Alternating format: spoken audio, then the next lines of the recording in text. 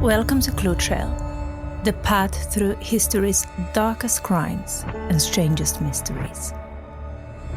In 2005, in a quiet Romanian village, a young nun was restrained, gagged, and subjected to an exorcism that ended in her death. The case shocked the world, not only because of the ritual itself, but because it exposed a dangerous gap between faith, mental health, care, and social responsibility. This is the story of Irina Cornici and the Tanacu Exorcism.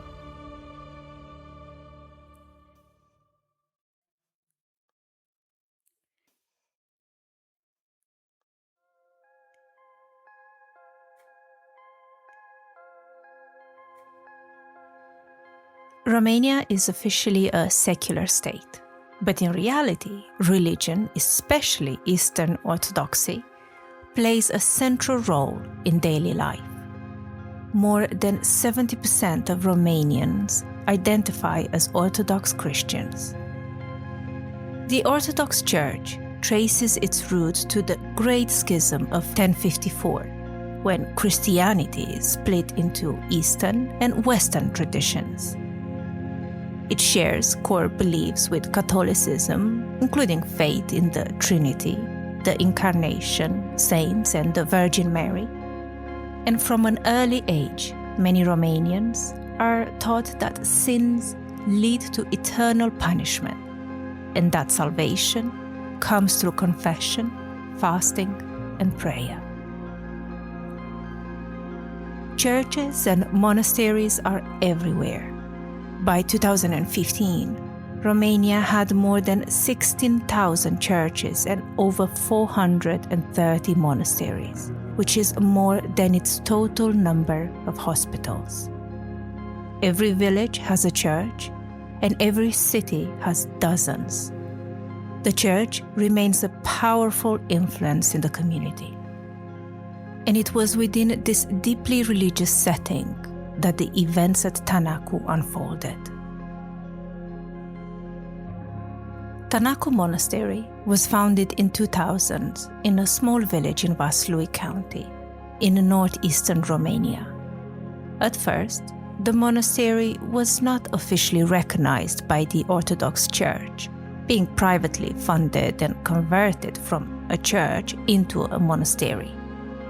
The monastery was led by Father Daniel Petru Corogianu, a 35-year-old priest from a nearby village.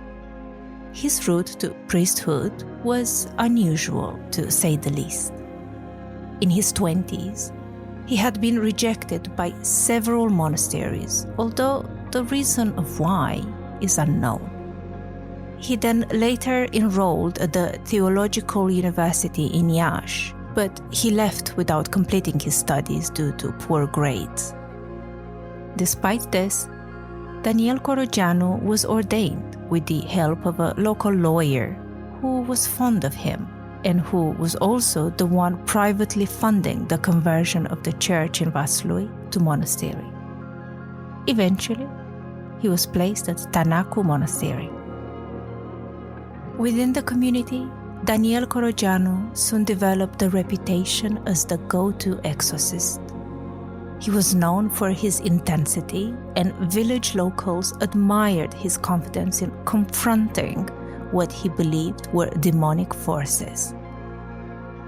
4 nuns lived at Tanacu alongside him, led by Mother Superior Nicoleta Arcăleanu, known by her religious name as Nun Neonila. Life at the monastery followed a strict routine: early morning prayers, work in the gardens or kitchen, shared meals, and evening services. And for those living there, it offered order, discipline, and a purpose.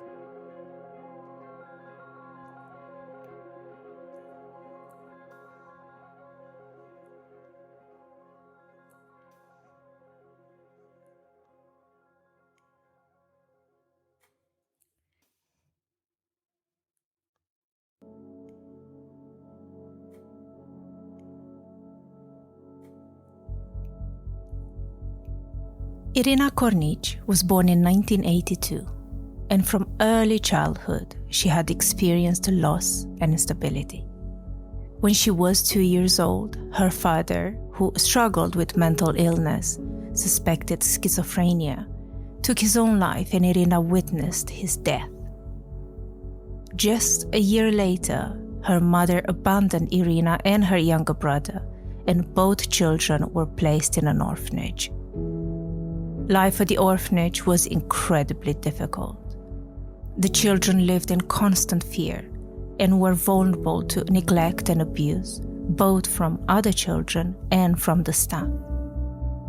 At 19, after finishing high school, Irina left Romania to work in Germany. She found work as a babysitter and cleaner and stayed there for 4 years. During that time, she was getting on her feet. She sent money home and visited her brother, and by 2005, she had saved around 3,500 euros, hoping to one day buy a home. And it was in April 2005 when, whilst visiting her brother in Romania, Irina reconnected with a former orphanage friend who was now a nun at Tanacu Monastery.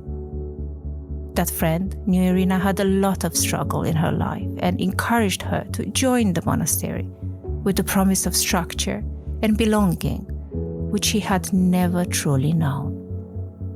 But instead of stability and belonging, life at Tanacu quickly became quite the opposite, and it all started with a confession. It was custom that once someone started their new life at the monastery, they would have a confession with Father Corogianu. Nothing unusual, but for whatever reason, accounts later suggested that the father has treated her harshly after the confession and even openly accused her of serious sins in front of the other nuns, even going as far as telling her that her sins are unforgivable and she is destined for hell. For Irina, who was extremely religious, this was unbearable to deal with. And it only gotten worse from there when, later on, one of the nuns claimed Irina and her nun friend were involved with each other and accused them of having a sexual relationship. Whether these accusations were true or not, they had a huge impact on Irina's mental health, and she became more and more withdrawn. At the same time, Irina was pressured to hand over her savings, her hard-earned money in Germany. Those at the monastery later claimed that it was customary for new nuns. For Irina, it meant giving up the financial security she had worked years to build. Slowly, the emotional strain began to take its toll, and on 9th of April 2005, Irina experienced her first psychotic episode at Tanacu. She threw herself on the ground, struck herself with stones, and said she was hearing voices. The nuns restrained her to prevent self-harming and called for an ambulance 3 times, yet no ambulance arrived. On the final call, they were told to bring her themselves. Eventually, Irina was taken to the psychiatric ward of Vaslui Hospital, where she remained for 2 weeks and continued to experience psychotic symptoms. Doctors prescribed Zyprexa, an antipsychotic medication commonly used to treat schizophrenia and bipolar disorder. But on April 24, she was discharged with a 1-month supply of medication and instructions to return in 10 days for evaluation. She never returned.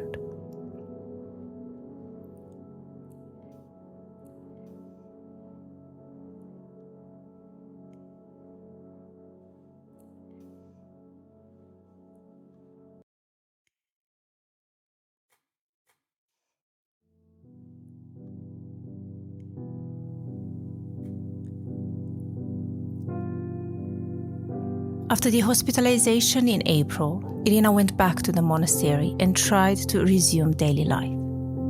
For a while, everything seemed to be back to normal. On 8th of June, she even told her brother she planned to stay at Tanacu going forward. But life at Tanacu didn't get any easier. Irina was now physically exhausted from the long hours she had to work. She was no longer taking her medication and was under constant spiritual pressure. And it all culminated on 11th of June, when she suffered a second psychotic episode.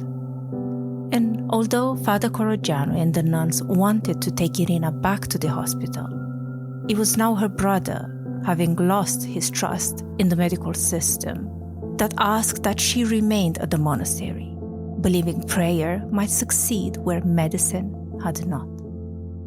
And it was at that moment when Father Corogiano and the nuns concluded that Irina was possessed and decided to perform an exorcism, Father Corogiano's specialty. And so began 2 days of hell for Irina. At first, they restrained her with towels to stop her from harming herself. But over time, the restraints became more and more severe.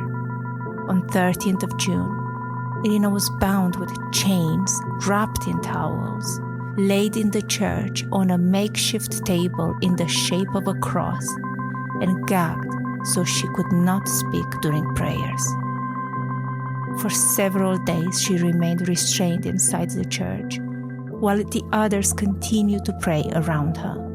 It was also found that during this time, she was also deprived of food and water, but Corogiano and the nuns later claimed she simply refused them. And then it all turned from bad to worse on 15th of June. The day began with Irina feeling slightly better, calmer. She even had tea and bread. But shortly afterwards, Irina collapsed. After that, things moved quickly. Irina was unbound and an ambulance was called. And unlike the first time, it actually arrived. The attending doctor found her barely breathing, with a weak pulse, and she was given multiple doses of adrenaline during transport. But by the time they reached the hospital, it was too late. At the hospital, after examining her condition, the doctor stated that she had likely been dead for around 24 hours, and police were notified. Unsurprisingly, details of the case reached the press almost immediately, and by the following day, the story had sparked national outrage, with media coverage portraying the events as a return to medieval cruelty. Father Corogiano and the 4 nuns were arrested on 22nd of June 2005, and under intense scrutiny from the public, the Orthodox Church quickly condemned their actions and formally removed them from religious service. After a lengthy investigation, the trial finally began in 2007. Prosecutors argued that the exorcism was not sanctioned by the church and that restraining Irina, denying her care, and failing to provide food and water caused her death. The defense claimed Irina had refused sustenance and argued that medical malpractice was responsible. They pointed to the adrenaline injections, suggesting that doses were excessive and fatal, but at that time, the autopsy was inconclusive, so this couldn't be proven in the trial. But finally, in February 2007, Corogiano was convicted of murder and sentenced to 14 years in prison, later reduced to 7 on appeal. 3 of the 4 nuns received sentences ranging from 5 to 8 years. And for a time, that seemed to be the end of it. The case was closed, those held responsible went to prison, and both the public and the church moved on, treating the priest as an anomaly rather than a symptom. But in 2013, 5 years after the trial had ended, new claims emerged. Dr. Dan Georgiou, a pathologist hired by the defense, stated that Irina's body had been exhumed and examined again. He reported finding puncture marks consistent with adrenaline injections and concluded that, given Irina's weakened condition, the doses administered could have been fatal. If accurate, this suggested that medical intervention may also have played a role in her death. So, what killed Irina Cornici? Well, it certainly wasn't a demonic spirit. The simple answer is that multiple institutions failed her. Inadequate psychiatric care and a premature hospital discharge. Religious leaders mistaking mental illness for possession. And possibly a fatal error during emergency treatment. Today, Father Corogianu and the nuns still live in monasteries across Romania, although their exact whereabouts are unknown. The Orthodox Church has distanced itself from the case and the public has largely moved on. But Irina shouldn't be forgotten. She was a vulnerable young woman, failed by the systems meant to protect her.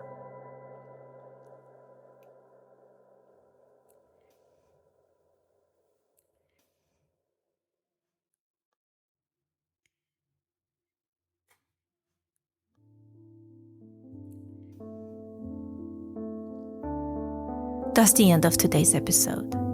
Thank you for listening and thank you for your continued support. It truly means a lot. Until next time, stay safe and stay curious.